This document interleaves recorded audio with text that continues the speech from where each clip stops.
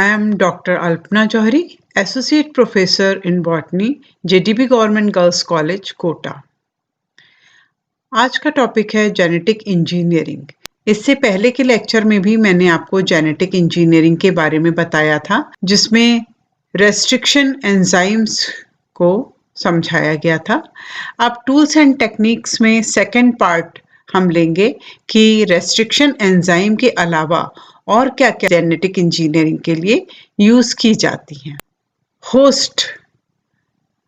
Host यानी परपोषी। Gene cloning के लिए एस्केरिशिया कोलाई यानी ई कोलाई बैक्टीरिया को सबसे सुटेबल होस्ट माना गया है। इसका K12 स्ट्रेन क्लोनिंग के लिए यूज किया जाता है। एक अच्छे होस्ट में क्या क्या कैरेक्टरिस्टिक्स होने चाहिए? नंबर 1 कि ये इजीली ट्रांसफॉर्म हो जाए, इसका रूपांतरण इजीली हो जाए और इसको मेंटेन करना इजी हो, इसको हैंडल करना इजी हो।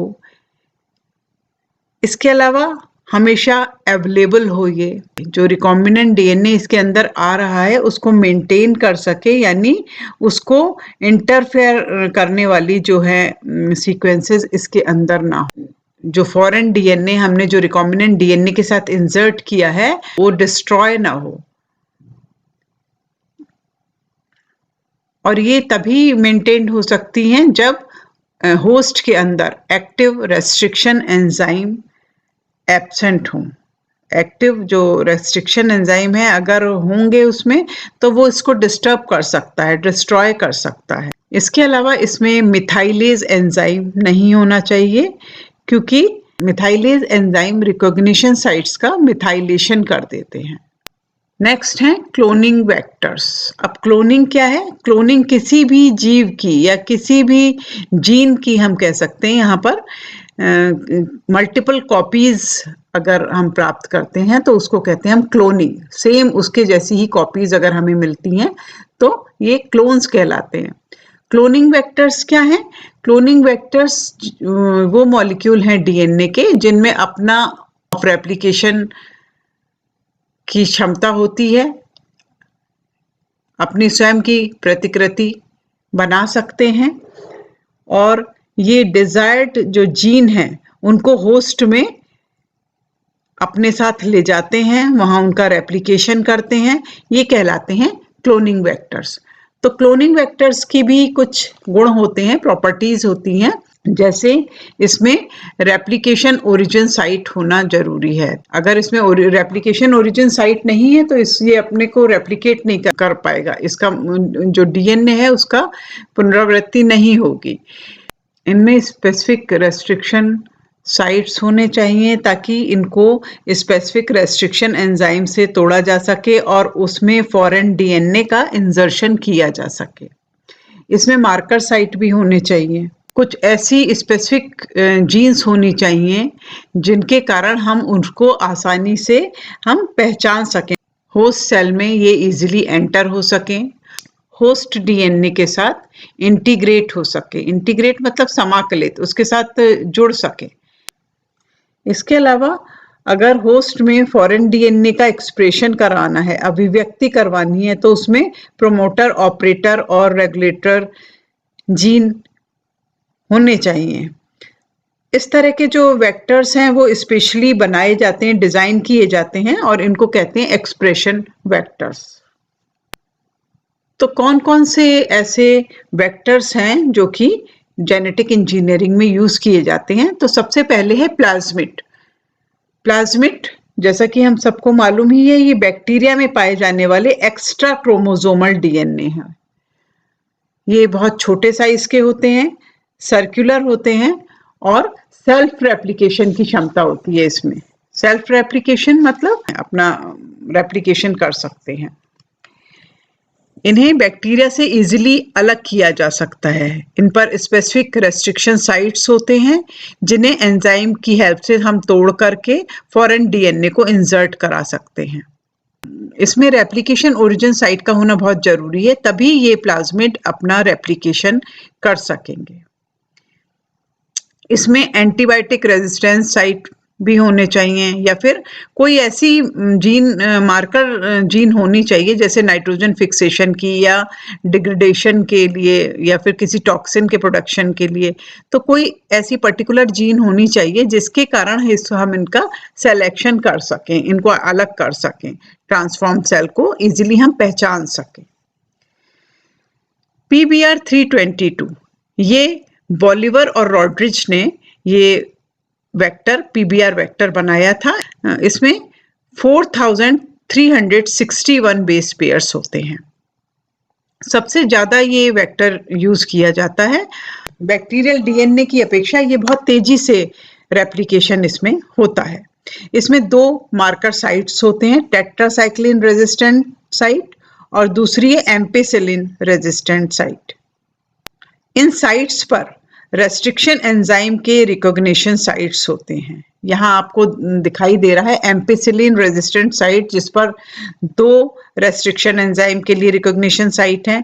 इसी तरीके से जो टेट्रासाइक्लिन रेजिस्टेंट साइट है उसमें भी आपको रेस्ट्रिक्शन एंजाइम्स के लिए रिकॉग्निशन साइट्स दिखाई दे रहे हैं।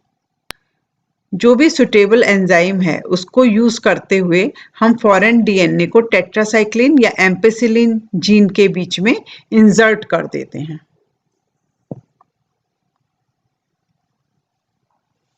नेक्स्ट है TI प्लाज्मिड। TI प्लाज्मिड ये डाइकॉट प्लांट्स में क्राउन गॉल डिजीज इसके कारण होती है। TI plasmid agrobacterium tumefaciens bacteria के अंदर पाया जाता है।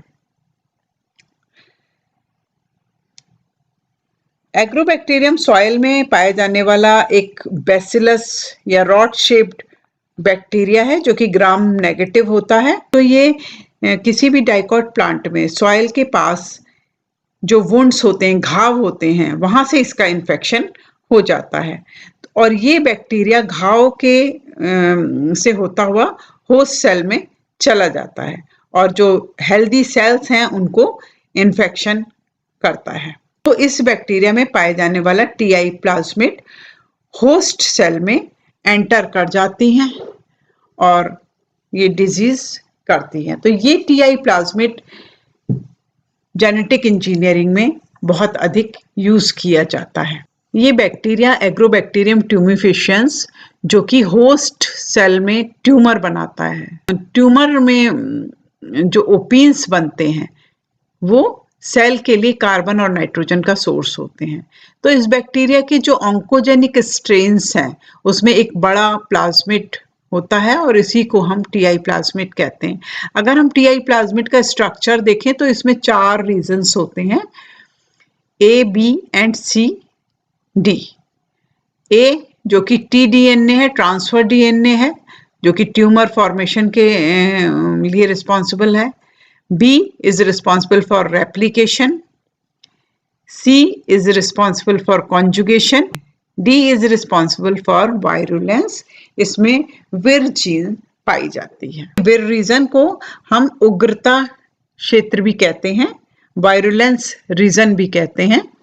ये रीजन लगभग 35 किलो बेस पेयर लंबा होता है और इसमें 6 ओपेरॉन्स होते हैं, जिसमें से 4 ओपेरॉन्स या जीन्स विर A, विर B, विर D और विर G ये वायरुलेंस के लिए, जबकि 2 जीन्स विर C एंड विर E ये ट्यूमर फॉर्मेशन के लिए जरूरी होते हैं। नेक्स्ट है बैक्टीरियोफेज। ये प्लाज्मिड से ज्यादा बेटर होते हैं क्योंकि ये 24 किलो बेस तक के DNA सेगमेंट्स की क्लोनिंग कर सकते हैं, जबकि प्लाज्मिड जो वेक्टर हैं वो 15 kb से छोटे सेगमेंट्स की ही क्लोनिंग कर सकते हैं। इनके जो प्लाक हैं उनको इजीली आइडेंटिफाई किया जा सकता है, हर एक फाज से एक प्लाक बनता है। तो बैक्टीरियोफेज में जो लैम्डा फेज और M13 बैक्टीरियोफेज ये ज्यादा यूज किए जाते हैं। लैम्डा फेज ये भी इकोलाई में पाया जाता है। लैम्डा फेज से जो इन्फेक्टेड बैक्टीरिया हैं उनमें लाइसोजेनिक साइकिल होता है। तो लाइसोजेनिक साइकिल से ये रेप्लिकेशन इनमें होता रहता है बैक्टीरियल DNA के साथ, और क्योंकि लाइसोजेनिक साइकिल से लाइसिस नहीं होगी, तो ये इसके लिए बहुत इंपॉर्टेंट कैरेक्टर है। अदरवाइज लाइसिस होने से सेल खत्म हो जाती हैं। लैम्डा फेज का डीएनए लीनियर, डबल स्ट्रैंडेड और 48.5 kb का होता है और इसके दोनों सिरों पर 12 न्यूक्लियोटाइड्स के बने सिंगल स्ट्रैंडेड कोहेसिव एंड्स होते हैं, जो कि एक दूसरे के कॉम्प्लीमेंट्री होते हैं। जब ये होस्ट सेल में एंटर करता है तो ये सर्कुलर हो जाता है और इसमें ही फॉरेन डीएनए इंसर्ट करा करके क्लोनिंग की जाती है। M13 ये भी एक बैक्टीरियोफाज है जिसमें डीएनए सिंगल स्ट्रैंडेड फिलामेंटस होता है। इसका डीएनए 10 kb का होता है और इसमें कई रेस्ट्रिक्शन साइट्स होते हैं। लेकिन होस्ट सेल में जब इसका रेप्लिकेशन होता है तो ये डबल स्ट्रैंडेड हो जाता है। नेक्स्ट है कॉस्मिड्स। कॉस्मिड्स को सबसे पहले कॉलिंस एंड हॉर्न ने 1978 में बनाया था। ये प्लाज्मिड और लैम्डा फेज का हाइब्रिड है जिसमें लैम्डा फेज का कॉस साइट होता है और इसका डीएनए 5 kb का होता है, यानी बहुत छोटा होता है और इस पर specific restriction sites, marker sites और रेप्लिकेशन ओरिजिन साइट्स ये सभी पाए जाते हैं। इसमें लैम्डा फेज की तरह ही कोहेसिव एंड्स भी पाए जाते हैं और सेल की लाइसिस भी नहीं होती। कॉस्मिड्स में 32 से लेकर के 47 kb का फॉरेन डीएनए इंसर्ट किया जा सकता है। नेक्स्ट है प्लाज्मिड्स या फेज्मिड्स।